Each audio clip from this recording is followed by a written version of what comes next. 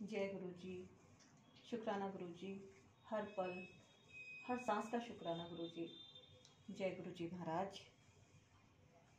और संगत जी आप सबको भी जय गुरु जी। तो संगत जी आज हम जो पढ़ने जा रहे हैं ये पार्ट 16 में मैं पाठ कर रही हूँ श्रीमती आरती सिंघल, स्टॉकहोम स्वीडन। ये इनका सत्संग है, इन्होंने शेयर कर रखा है। तो गुरुजी आज्ञा दीजिए। ओम नमः शिवाय, शिव जी सदा सहाय। ओम नमः शिवाय, गुरु जी सदा सहाय। ओम नमः शिवाय, शिव जी सदा सहाय। ओम नमः शिवाय, गुरु जी सदा सहाय। ओम नमः शिवाय, शिव जी सदा सहाय। ओम नमः शिवाय, गुरु जी सदा सहाय। विद्यालय से आईफल टावर तक गुरु जी के संरक्षण में। गुरुर् ब्रह्मा गुरुर् विष्णु गुरुर्देवो महेश्वरा, गुरु साक्षात परब्रह्म तस्मै श्री गुरुवे नमः। जय गुरु जी। गुरु जी से मिलने से पूर्व ईश्वर की दया और उसके प्राणी प्रेम में मेरा विश्वास सदा अस्थिर रहा था। गुरु कृपा का शब्दों में वर्णन करना अति दुस्साध्य कार्य है।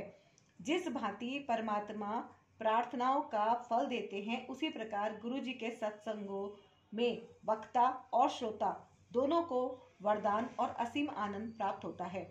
मैंने सुना है ईश्वर हमारे कर्मानुसार परिणाम देते हैं, किंतु मैंने गुरु जी को अपनी दिव्य ज्वाला में हमारे दुष्कर्मों को जलाते हुए देखा है।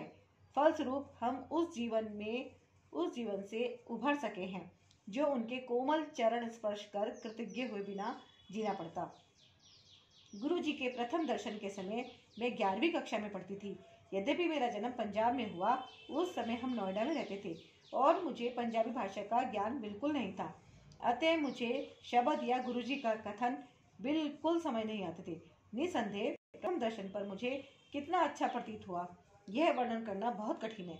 मेरे प्रभु के शब्द मेरी वाणी में। अपने विद्यालय के वार्षिकोत्सव पर मुझे स्वागत भाषण देना था। यद्यपि मैं यह सदा से करती आई थी, इस बार मुख्य अतिथि अति वरिष्ठ अधिकारी थे। मेरे उपसंहार पर सब उपस्थित गणों ने तालियों की गड़गड़ाहट से मेरी प्रशंसा करी।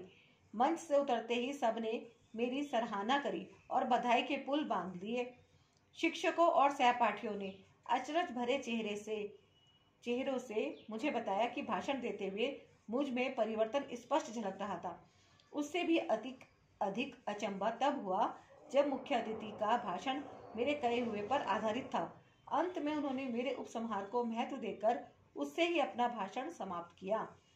सबको यह आश्चर्यजनक प्रतीत हुआ, पर मुझे पता था कि गुरु जी की कृपा से ही यह संभव हो सका। वास्तव में जैसे ही मैंने अपना भाषण आरंभ किया, मुझ में एक अद्भुत ऊर्जा का संचार होने लगा और मैं अपने शब्दों में उत्तेजना भर सकी। इसके अतिरिक्त मैंने अपने विद्यालय में अनेक बार गुरु जी की पुष्पों भरी सुगंध का अनुभव किया है। जय गुरु जी। शुक्राना गुरु जी। अनंतम शुक्राना गुरु जी। कक्षा 12 में सहायता। 12वीं कक्षा में पहुंचने पर अध्ययन का महत्व अधिक हो गया था। एक दिन प्रसाद लेते समय गुरुजी ने मेरे विषय पूछे। मैंने उन्हें बताया कि मैं वाणिज्य की विद्यार्थी हूँ, तो उन्होंने अर्थशास्त्र पर प्रश्न कर दिए। उन्होंने मेरे से ऋण नियंत्रण, क्रेडिट कंट्रोल पर प्रश्न पूछा, तो उत्तर पता होने पर भी मैं बुद्धि शून्य हो गई। यद्यपि उस समय मुझे समझ नहीं आया, आने वाले समय में मुझे पता लगा कि गुरुजी ने क्या किया था। गुरुजी के चेतावनी से मैं इस विषय पर विशेष ध्यान देने लगी। इसके बाद जो हुआ उसके लिए मैं तत्पर थी। वर्ष के उत्तरार्ध में हमारी अर्थशास्त्र की अध्यापिका चली गई और यह विषय स्वयं पढ़ना पड़ा। गुरुजी की सावधानी से मैं सतर्क हो गई थी और बिना किसी कठिनाई के मैंने इस विषय में 97 अंक प्राप्त किए। जैसे जैसे मेरी परीक्षाएं समीप आ रही थी, गुरुजी के पास दर्शन के लिए जाना कम हो गया। अंशत उनके निर्देश थे कि मैं पढ़ाई पर ध्यान दूं। 13 जनवरी उत्तर भारत में लोहड़ी के दिन मैं अपने माता पिता और भाई के साथ गुरुजी के दर्शन के लिए गई थी। परीक्षाएं समाप्त होने से पूर्व यह अंतिम दर्शन होने की संभावना थी। गुरुजी उस दिन स्वयं प्रसाद वितरित कर रहे थे और जब तक मेरी बारी आई तो वह टॉफी दे रहे थे। प्रसाद वहीं पर समाप्त करना है, ऐसा गुरुजी का आदेश था, किंतु टॉफियां अपवाद थी, सो मैंने थोड़ा सा प्रसाद वहीं पर खा लिया और शेष अपने पास रख लिया। मैं गुरुजी के पास आज्ञा लेने पहुंची और उनके कमल चरणों को स्पर्श करने झुकी। जब मैं उठ रही थी तो गुरुजी ने अपना एक चित्र निकाला और मुझे दिया। यद्यपि मैंने उनके पास कोई लिफाफा नहीं देखा था, मैं अति हर्षित हो गई, क्योंकि गुरुजी का चित्र तो अमूल्य है। गुरुजी ने उस रात क्या किया था, उन घटनाओं पर घर लौटते हुए चिंतन करने का अवसर मिला। उनके चित्र को अपने हाथों में पकड़े हुए मुझे आभास हुआ कि उसमें गुरुजी की सुगंध आ रही है और यह परीक्षाएं समाप्त होने तक रही। मैं यह चित्र अपने साथ परीक्षा भवन में ले जाती थी। अंतिम परीक्षा समाप्त होते ही उसमें सुगंध आनी बंद हो गई, मानो गुरुजी ने अपने चित्र में परीक्षाओं के लिए ही विशेष धारा प्रवाहित करी थी। उस रात घर पहुंचने पर जब मैंने बची हुई टॉफियां गिनी तो कुल 12 थी। प्रत्येक परीक्षा के लिए 2 गुरुजी के चित्र, और इन टॉफियों के साथ मैंने अपनी परीक्षाएं पूर्ण करी। बहुत अच्छे अंकों से उत्तीर्ण होकर दिल्ली के ही सबसे अच्छे महाविद्यालय में से एक में प्रवेश पाने में सफल रही। प्रेम, आइसक्रीम और सबसे मनोहर जन्मदिन। एक दिन गुरुजी ने कुछ भक्तों के साथ गुड़गांव के एक होटल में जाने की योजना बनाई और मुझे भी साथ आने को कहा। कुछ ही देर में हम सब ब्रिस्टल होटल पहुंच गए। गुरुजी का पूरा ध्यान मुझ पर केंद्रित था, क्योंकि मैं सबसे छोटी थी। गुरुजी ने तीव्र गति से होटल का चक्कर काटा और फिर बैठकर सबके लिए शीतल पेय मंगाए। इसके साथ ही कुछ खाने का आहार आया और बाद में आइसक्रीम भी आई। हमने अविस्मरणीय समय व्यतीत किया। निकलते हुए कारों में चढ़ने के समय गुरुजी ने विशेष रूप से मेरी पूछताछ की और यह ध्यान रखा कि मैं सही प्रकार से उनके स्थान तक पहुंच सकूं। गुरुजी ने अपने निवास पहुंचने पर मेरे अनुभव के बारे में पूछा। वह तो अति निराला ही रहा था। गुरुजी ने मेरे से यह भी पूछा कि क्या मैंने आइसक्रीम खाई थी। गले में कष्ट होने के कारण मैंने नहीं खाई थी। गुरुजी ने कहा कि आइसक्रीम खाने से मेरा गला ठीक हो जाता। कालांतर में मुझे पता लगा कि गुरुजी ने मेरे गले का कष्ट समाप्त कर दिया था। उस दिन के पश्चात मेरा गला तो हर वर्ष एक बार अवश्य खराब होता था, कभी खराब नहीं हुआ। गुरुजी के उत्कृष्ट संरक्षण और प्रेम की विशेष झलक एक दिन और प्रकट हुई। हम संगत में शब्द सुन रहे थे और गुरुजी द्वारा प्रसाद वितरण की प्रतीक्षा कर रहे थे। गुरुजी के आदेश पर प्रसाद लाकर उनके पास रख दिया गया। उस दिन गुरुजी ने जिस ओर मैं बैठी थी उधर से प्रसाद बांटना आरंभ किया। प्रसाद लेने के लिए सबसे पहले मैं ही थी। जैसे ही मैं प्रसाद लेने के लिए उनके पास पहुंची, उन्होंने पंजाबी में यह कहकर कि मैं अपने जन्म दिवस पर पूर्ण आनंद लूं, विस्मित कर दिया। संगत में किसी को मेरे जन्म दिवस के बारे में पता नहीं था। मेरे परिवार के किसी भी सदस्य ने उनको बताया नहीं था। वह मेरे सबसे मनमोहक जन्मदिन रहा है। वह मेरा सबसे मनमोहक जन्मदिन रहा है। जय गुरुजी। गुरुजी असंभव करते हुए। दिल्ली विश्वविद्यालय से स्नातक में उत्तीर्ण होने के बाद मैं कुछ नहीं कर रही थी। गुरुजी ने मुझे सिम्बोसिस, एक प्रमुख संस्था से पत्राचार द्वारा MBA करने के निर्देश दिए। मैं अंतिम समय में प्रपत्र भरकर प्रवेश पाने में सफल रही। परीक्षाओं के लिए मैंने दक्षिण दिल्ली केंद्र अपना प्रथम विकल्प दिया था, किंतु दुर्भाग्य से मुझे दिल्ली के दूसरे छोर पर केंद्र मिला। मेरे पिता ने अंतरण के लिए आवेदन किया, पर पुणे से उत्तर मिला कि एक बार केंद्र निर्धारित होने पर उसे बदलना संभव नहीं है। प्रतिदिन परीक्षाओं के कारण मेरा एक दिशा में 45 किलोमीटर यात्रा करना संभव नहीं था। अतः निर्णय लिया कि कि मैं अपने दादा दादी के पास रहूं, जो उस केंद्र से 10-15 किलोमीटर दूर रहते थे। नोएडा में उनके पास रहने से मेरा गुरुजी के पास जाना असंभव था। किसी प्रकार से मैंने पहले परीक्षा तो दे दी, किंतु मैं इतनी दुखी थी कि मेरा मन शेष परीक्षा को छोड़ने का बन रहा था। मैं रोई और गुरुजी द्वारा किसी प्रकार से इस स्थिति से निकालने की प्रतीक्षा में रही। उसके पश्चात जो हुआ उसकी कल्पना भी नहीं की थी। अगले दिन जब सब परीक्षा में मग्न थे, एक अधिकारी ने आकर घोषणा की कि क्या कोई परीक्षार्थी अपना केंद्र बदलने को इच्छुक है, और उनकी सूची में दक्षिण दिल्ली केंद्र का नाम भी था। मैं तो उछल पड़ी और तुरंत अपना नाम लिखवा दिया।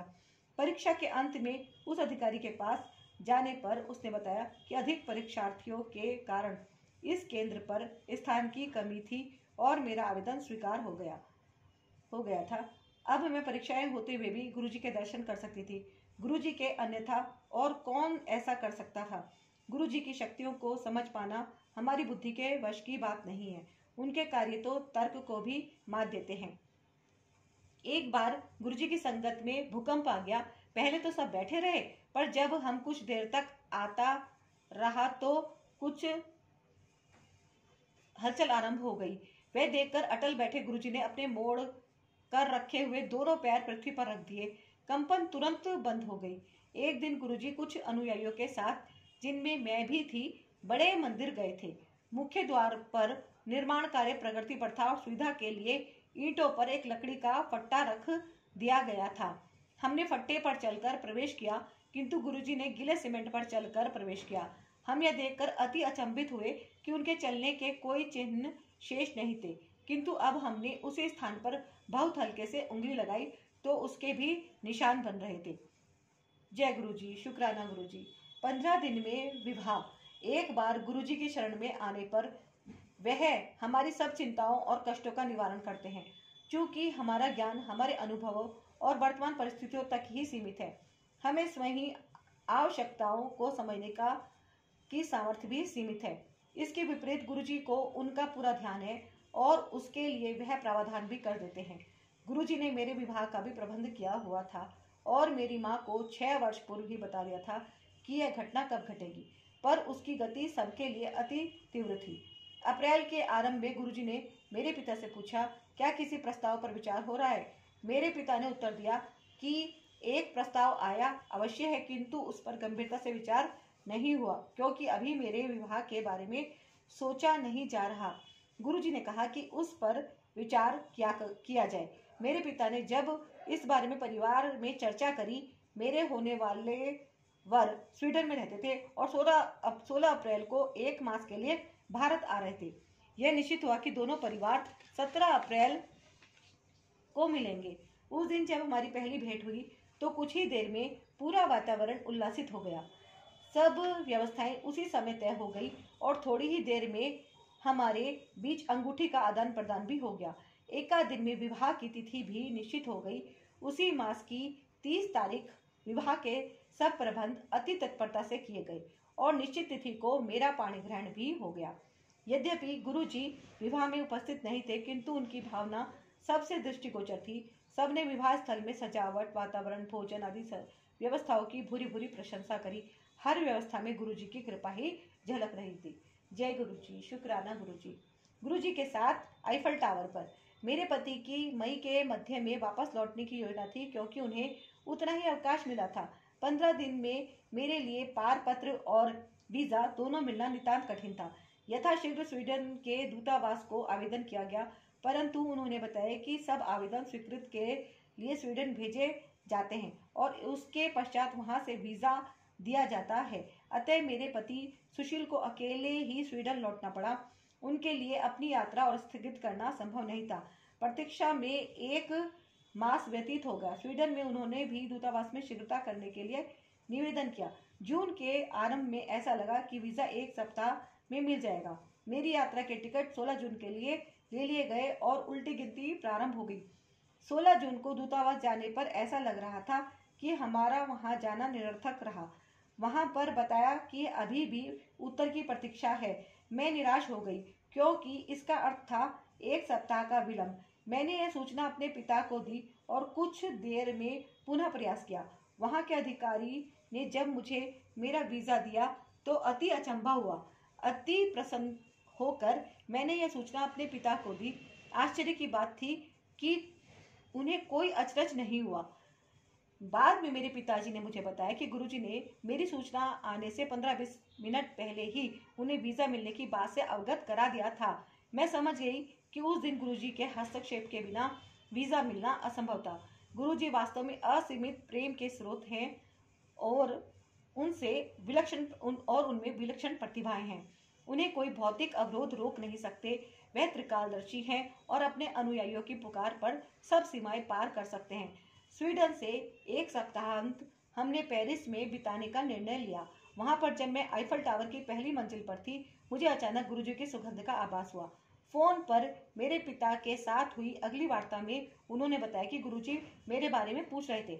उन्होंने इस वार्तालाप की तिथि और समय भी बताया। थोड़ा गणित करने पर पता लगा कि जब उन्होंने मेरे पिता से मेरे बारे में पूछा था उस समय में आईफल टावर की पहली मंजिल पर ही थी। गुरुजी के साथ मेरे अनुभव का वर्णन एक गूंगी महिला द्वारा मिठास के वर्णन सदृश है। वह मेरे लिए क्या है और मेरे जीवन में उनका क्या अर्थ है, यह शब्दों में व्यक्त करना मेरे लिए संभव नहीं है। मैं गुरुजी से प्रार्थना करती हूँ कि जैसे आप हमारे संबंधों के इन स्वर्णिम वर्षों में दया करते आए हैं, उसी प्रकार सदा हमारे हाथ थामे रहिए। कहते हैं कि पारस लौह धातु को छूने मात्र से उसे स्वर्ण में परिवर्तित कर देता है, पर गुरुजी तो पत्थर को हीरे में बदल देते हैं। केवल पूर्ण विश्वास और श्रद्धा बने रहने चाहिए। श्रीमती आरती सिंगला, स्टॉकहोम, स्वीडन। जय गुरुजी, शुक्राना गुरुजी, अनंतम शुक्राना गुरुजी। जय गुरुजी महाराज। मैंने आज ये पार्ट 16 का पाठ किया है। आशा करती हूँ संगत जी सभी को आपको अच्छा लगा होगा। जो कुछ भूल चूक हुई हो तो गुरुजी क्षमा कीजिएगा और संगत जी आप भी क्षमा कीजिएगा। और गुरुजी ये जो पाठ मैं कर रही हूँ ये आपकी कृपा से संगत तक शीघ्र से शीघ्र पहुँचे, सारी संगति से शेयर करें और गुरुजी ब्लेसिंग कल्याण कीर्ता चैनल को सब्सक्राइब करें, आपका शुक्राना करें। जय गुरुजी। मिलती हूँ मैं आपसे अब नेक्स्ट वीडियो में। जय गुरुजी। आज्ञा।